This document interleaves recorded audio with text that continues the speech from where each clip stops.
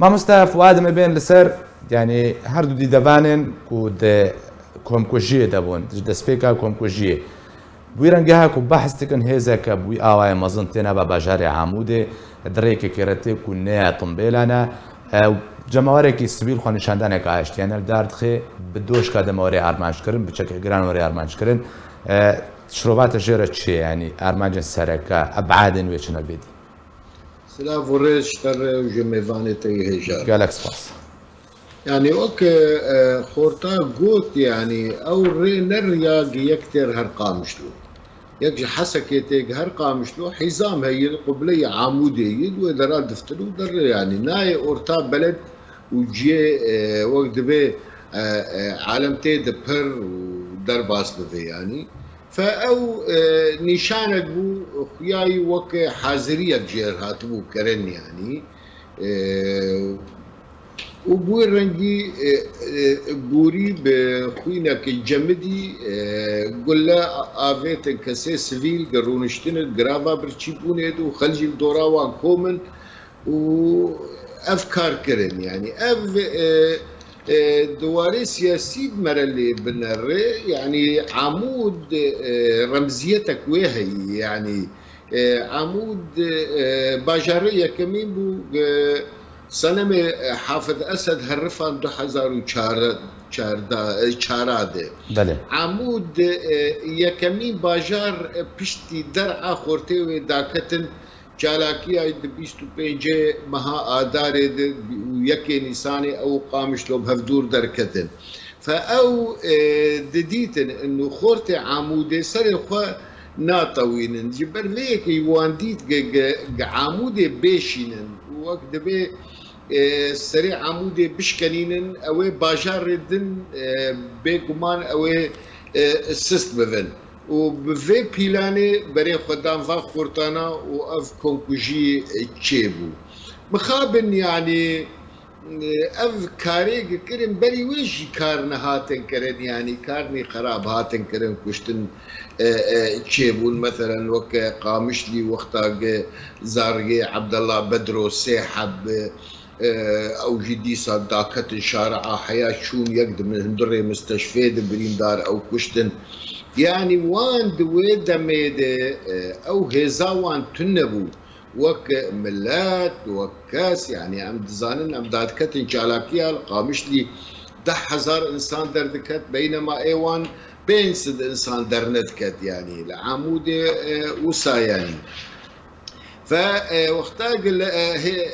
تشكت دستيوان ديتن انه تو مجال بروان تنيي دبي تعفي خلقي بشكنين ودست بيكرن بفان كاريخا لعام عفرين يجي ولو كرن ولا تحسي الكوبان يجي ولو كرن لهر باجاركي كارني ولو كرن يجبو تعفي خلقي بشكنين تبي فيها ويتعفي خلقي نشكست ليه بخابن بردوان کرنا شورشا سوری حتی ایرو چارەسەری ژێر نەبوو و ئەنە کەسێ بەرێ خۆ نەداوارێ لەشکەری مەیدان ژوان ڕێ ڤالا ما یعنی ئەگەر ئەنە کەسێ وەی چاغێ بریار ستەندبا گرت بێ ئەو ژی پاراستنان ملەتێ خۆ بکن دباوەریان بدێت ترۆل ئەوەی ژوان ڕێ تون نەبایە یا ئەڤ یەک یا دوودا ئێریشکردنا مەکتەبامە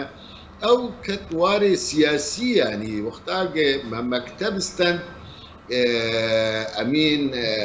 امين فرع حزبه بعث رحمه خدي لي ناصر عبد العزيز بمر اشتغلي جو تشكر مجهوب مجي وغيري وخكر فيدي زيدي ده مكاتب سلطه استندنه وتنا اجمركو جوجوان دردكفش در جوار درناكه سريخو عشكنك ويبرفيك يجي وقتاق بازارة فقراندنا مكتبي دبي تي بيرامي يعني 2016 وقتاق سروك مسعود خست كونغريكي كردستاني تشيكي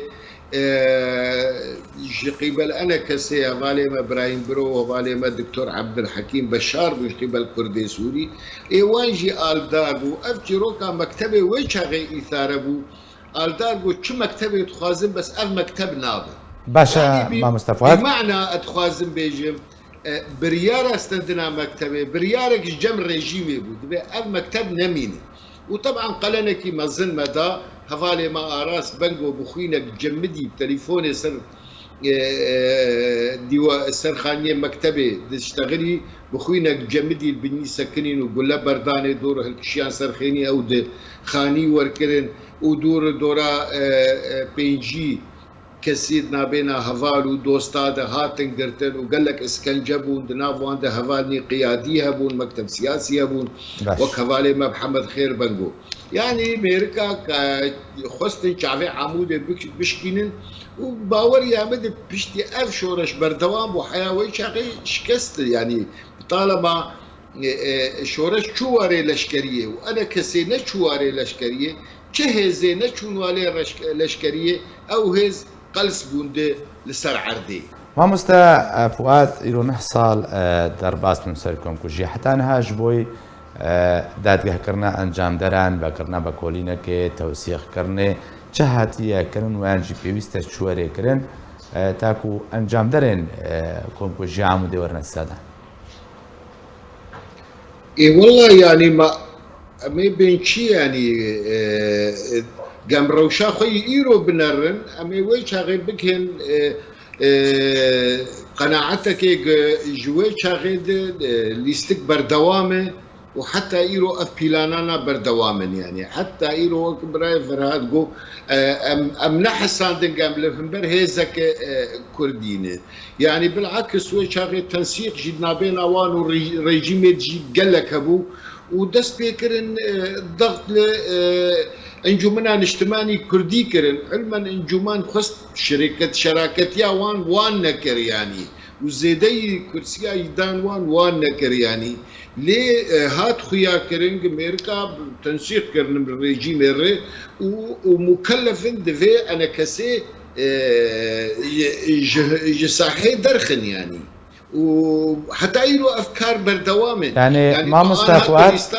ما مستفوات شكل زيدي الصد وشست قياده انا كسي الزنداني وان درباس بو نافان ده هر بينجي يرو اف بين مجلس الرئاسه يعني في امريكا الموضوع سياسي بو وام بثوري الربون او رجيم الربون وبكرتي ابو يعني ما مستفوات يعني برست فرداتا قوتكو پیدا خواستن کسیت نبکه پکاکات نابیدت کن این بدری هم کارن بجن کو کنکوژیا عموده به پیلان بوانگو به همانگی و نبر رژیم و پیدا دو پیدا فرمان کرو پکاکی او بجی کرو پیلان بيقو من تنسيق دنابينا وان دهبو يعني تماما يعني نا انه دفي انا كسي وك خبيني دجي ريجيم دبي افدنك تنبه دبي افدنك نال عفرين هبو نال كوباني هبو نال جزيره هبو ودست بيكرن مع شيخ حنان العفريني ما شكرن لا شيء وان بعرتي مشاندن وندش تنكس لا شيء وان بذا ولا تحسي زاروك بو او كشتن وك اراس بنك وكشتن بخوينك جمدي يعني صراعك مرك عربيجت نابينا شورشا سوري والرجيم دبو وفانات دستقبل دست رژیم دو منسق بو بهدور الرژیم هرم تسلیمی وان کر يعني افقش لبرش عفايو او شيء انكار ناكن يعني دوي واردي يعني قيادات وان مواجهه وان كليه اشكري دقوتن امام نب شورى شيرنا ام خطات سيانه ام نب رژیم جيرانه لحقيقه نولو بو خطات سيات نبو لانها بشتي امريكا كتسر خطي علاقات وان والرجيم هنا بردوام دشير مقصود ترفعد لمنخ لفان مناطق لهريمة امريكي قتيده هناك علاقات وان سسلبوني يعني دواري جبر رغبتها امريكيه قدانو استندنك بفير رنجي برجيم هرنك ما مستا فؤاد داين برسار استيتبكم كم كوجيا عمودي بو كردان تشيا واتاوي تشيا بو تفكر السياسي واتاوي تشيا توي واتاوي تنية اف بكاكي واف استراتيجيا بكاكي واف سياستا بكاكي رجا بكاكا هاتي اباكر قزعيف ب باش ونرمدك جو خرد ب او بخنجره بشتاتا كفن يعني تو اف حالايا نتشتكي نهج رجا بكاكا ابابو دز بكردي تركي كرن ما چه سريوان كرن مانا شركن كوك او ددقدو وكشتن وشي كرن يعني اف استراتيجيه كي آوێ پارتیەیە لەسەر دمەشن ینی زێدەی وێ هاوی مەرێ چ بێژیان